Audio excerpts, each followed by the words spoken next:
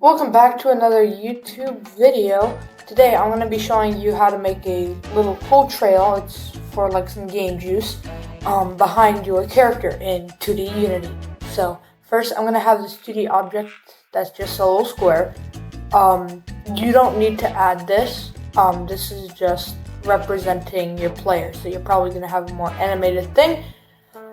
Then we're going to go to make a child. Go to effects and click trail. So yeah, you're gonna see this little chart over here. I recommend adding a key, making it about here, increasing the starting width, and changing time to 1. This is gonna make it kind of a little bit shorter because without that, it's like pretty long right now. But even without those improvements, it's gonna be like really long. Let me put it back to 5. And now you'll see like how long it will really get. Yeah, see? Look.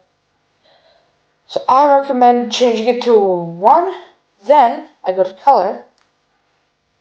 I don't know what the it just disappeared.